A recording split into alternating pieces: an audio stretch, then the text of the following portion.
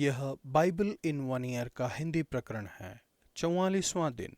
परमेश्वर आपकी भलाई के लिए काम करते हैं। लॉर्ड रेडस्टॉक 19वीं सदी के मध्य में नॉर्वे में एक होटल में रुके थे। उन्होंने नीचे गलियारे में एक बच्चे को पियानो बजाते हुए सुना। उसमें से भयंकर आवाज निकल रही थी, प्लिंक प्लॉक प्लिंक।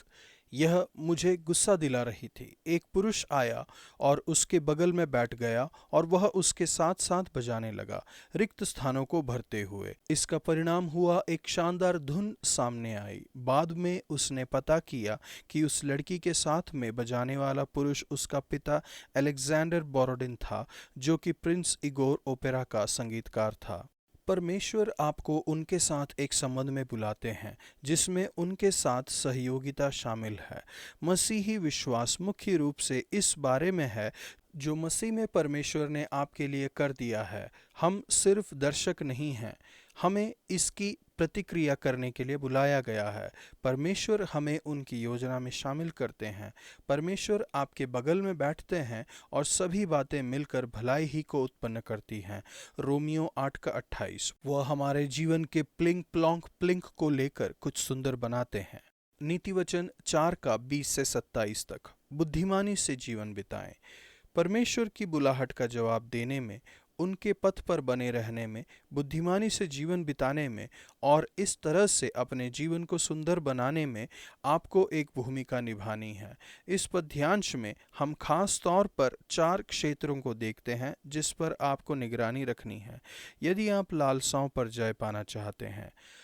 नंबर 1, आप क्या सोचते हैं? आप जो सोचते हैं उसका चुनाव कर सकते हैं। यह सबसे ज़्यादा महत्वपूर्ण है क्योंकि जिस तरह का जीवन आप बिताएंगे वह आपके मन से शुरू होती है। सबसे अधिक अपने मन की रक्षा कर, क्योंकि जीवन का मूल स्रोत वही है। आपको अपना मन अच्छी बातों से भरना है, खासकर परमेश्वर के वचनों से। ये जीवन और स्वास्थ्य लाते हैं। जो बातें उचित हैं, आदरणीय हैं, सत्य हैं, पवित्र हैं और सुहावनी हैं और मनभावनी हैं, उन्हीं बातों पर अपना मन लगाइए। फिलिपियों 4:8। नंबर 2, आप क्या कहते हैं? आपके शब्द सामर्थ्य हैं, इनका उपयोग सावधानी से कीजिए। टेढ़ी बात अपने मुंह से मत बोलें और चालबाजी की बातें कहना तुझसे दूर रहे। ऐसा कहा गया है कि जुबान से निकले शब्द में 3 द्वार रक्षक होने चाहिए। क्या यह सही है? क्या यह नम्र है? क्या यह आवश्यक है?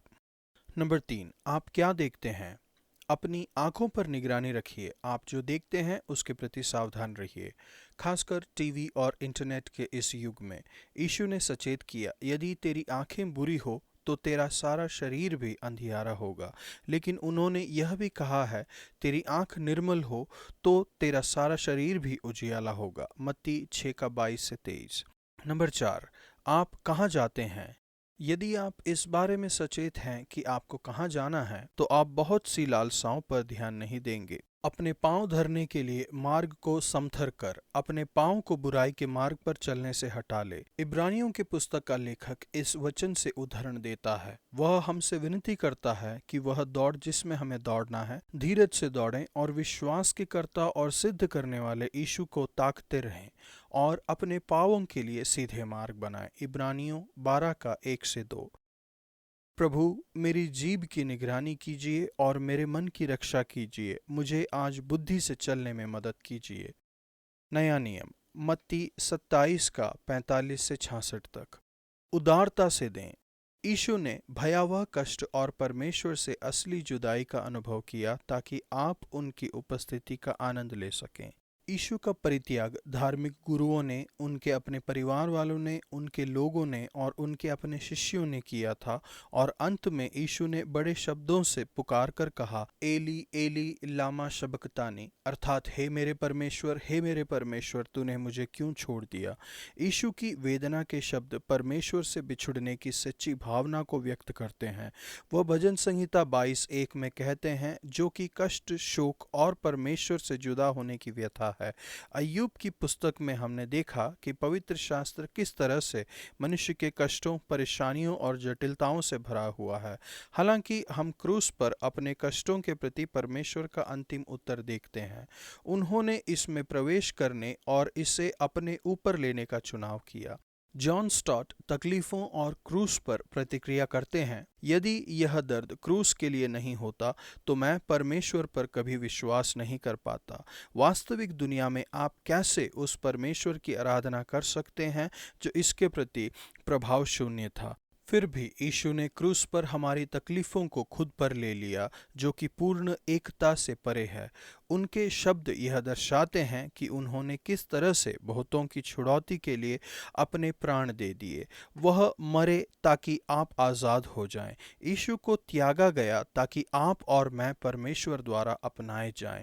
यीशु की मृत्यु के समय जो हुआ था, उससे हम इस अपनाए जाने की वास्तविकता को देखते हैं।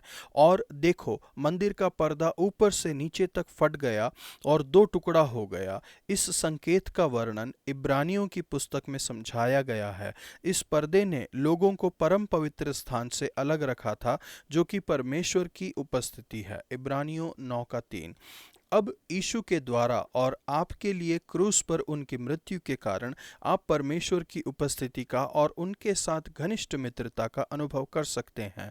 बल्कि संपूर्ण विवरण की यह पर्दा ऊपर से नीचे तक अलग हो गया हमें इस बात की याद दिलाता है कि यह कार्य परमेश्वर का है, ना कि मनुष्य का, जिसने परमेश्वर की उपस्थिति में हमारी स्वीकार्यता को सक्षम बनाया। यीशु के परित्याग और दुख उठाने के कारण आप परमेश्वर की स्वीकार्यता को और उनकी उपस्थिति जान सकते हैं। भले ही परमेश्वर ने मनुष्य के इतिहास में निर्णायक ढंग से कार्य किया है, फिर भी यीशु मसीह के क्रूस पर मारे जाने और पुनर्जीवित होने के द्वारा उन्होंने आपको अपनी योजनाओं में शामिल किया है।